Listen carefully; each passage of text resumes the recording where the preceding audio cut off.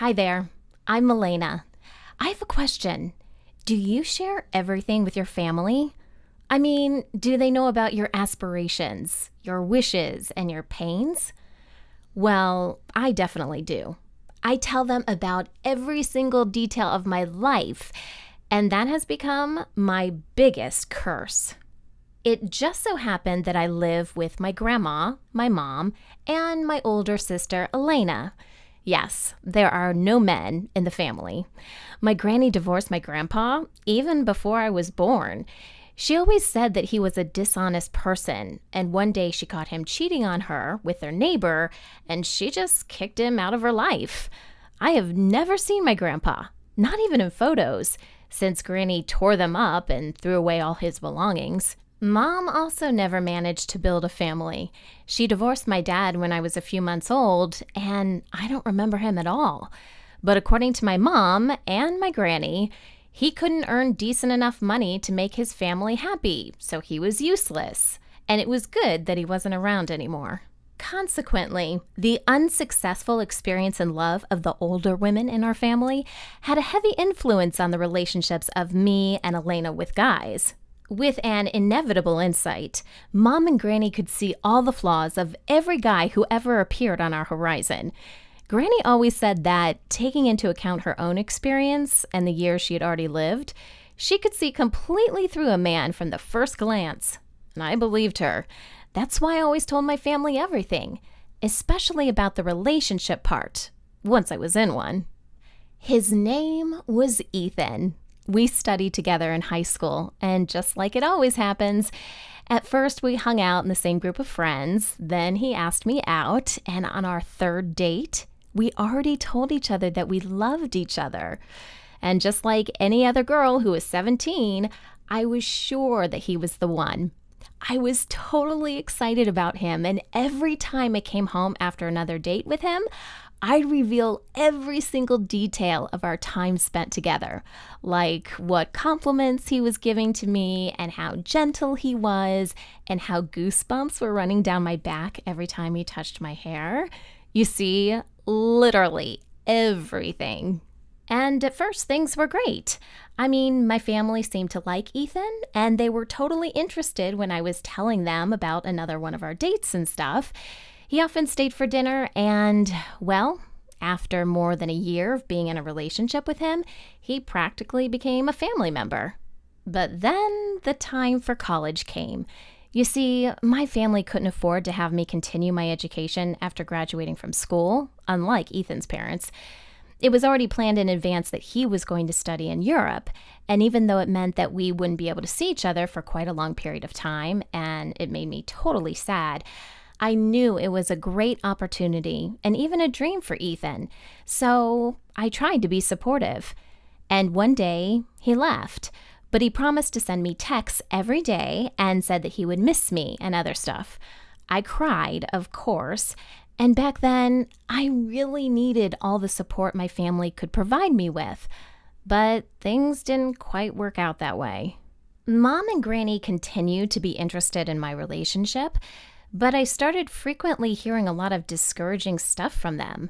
At most, they said that there was no such thing as a long-distance relationship and that Ethan would inevitably meet another girl who would stay next to him and that he would dump me here, so I'd better dump him first so I didn't get too hurt. They even assumed that his family was against our relationship since, we didn't have enough money and they might think that we weren't decent people and so on, and that they were nice to me because they knew that once he left for Europe, we'd break up. I refused to believe them and tried to argue with everything they were saying, but the feeling that they might be right, at least to some extent, wouldn't leave me. The situation worsened also with the fact that because of the time difference and different daily routines, it took Ethan a long time to answer my texts. Or he would write that he couldn't speak now because he was busy and so on. That really irritated me and made me jealous, because I was assuming that he was with another girl, because Mom and Granny said so. Anyway, at some point, he got really tired because of all that and broke up with me on social media. Who knew it would hurt that much? I cried for days and was pretty devastated and depressed, while my mom and Granny kept saying that "we told you so" crap. Back then, I thought, I wish I had listened to their advice earlier and promised myself to do so in the future. Of course, time passed and I survived, so to speak. I dated a few more guys after that, but there could hardly be anything serious. And as soon as Mom or Granny or both of them said that he wasn't good enough, I dumped them. And then one day my sister announced that her boyfriend Nick popped the question, and she said yes. They got married and Elena moved out of the house, but she continued to visit us every Sunday because Nick was busy at work anyway. And I began noticing something about our family that I never realized before.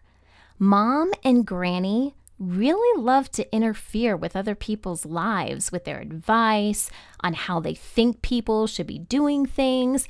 And by people, now I mean Elena.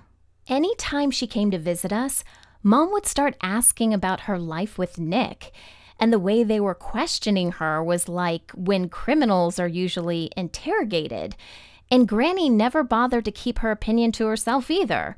They would even ask about some private stuff, like how much money Nick earned. And they'd comment on his regular business on Sundays. You see, they assumed that he was having an affair, which of course eventually bothered Elena so much that she once yelled at Mom and Granny and asked them to leave her family alone and stop coming to see us for the whole month. Then, of course, we all made peace, but the comments about the worthlessness of Elena's husband did not stop. They divorced without even having been married for a year. That situation made me think over my own life, and I remembered myself telling everything to Mom and Granny. My first relationship with Ethan came to mind, and after I analyzed my own behavior, I came to the conclusion that it was their fault that we broke up. Well, not directly that they were to blame, of course, but if I didn't tell them literally everything about something that should have been sacred and just between the two of us, maybe we'd still be together. It had been 3 years since we'd broken up when Ethan sent me an email. That feeling I got when I received it, it was strange and exciting and worrisome all at the same time, like a letter from the past. There was nothing romantic about it. He was just writing to say how sorry he was for hurting me back then, and that during this whole time he couldn't stop thinking about me, and that he at least wanted to make sure that I was okay and that I was no longer angry at him. It was really nice and cute, and I wrote him back. And then we decided to meet on Skype one day, and then one more time, and then, we sort of started dating again. Ethan had a few months to go before he got his diploma, and he promised that after he would come back to finally see me in real life again. I was on top of the world when I heard that, and I felt those butterflies in my stomach like I did when I was 17 and we started dating for the first time. Only this time, I promised myself to at least try to avoid telling anything about my happiness and about Ethan and everything to my mom and Granny.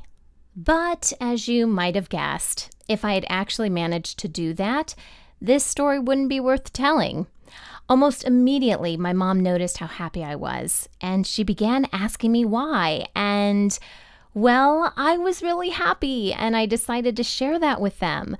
I didn't tell them everything, but just the fact itself that I was sort of together with Ethan again. Mom and Granny were pretty surprised, but they were happy for me, and there it started. They, as usual, began giving their advice and questioning me about everything. At one point, Granny said that I shouldn't tell Ethan everything about me, especially about the relationships I had had after we broke up, and I said that I probably shouldn't tell her and Mom about everything either.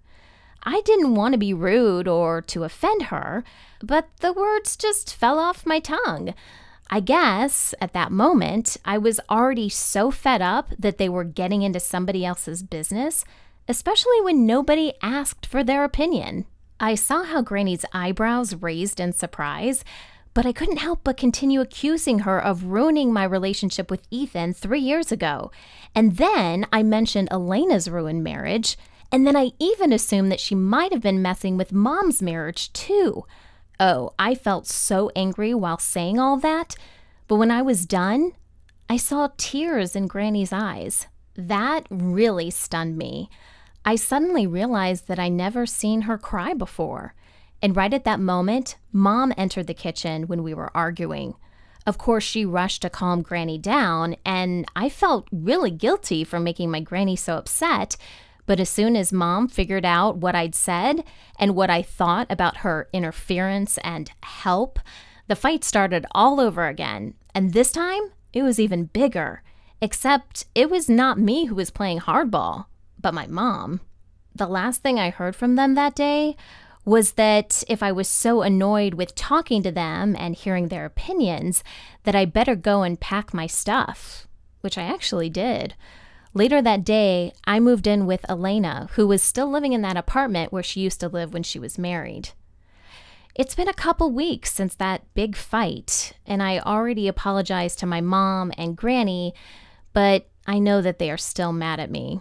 And whenever I try to talk about Ethan and the fact that he'll soon come over and stuff, they intentionally stop me and say that nobody wants to hear anything about my private life, putting a lot of emphasis on the word private.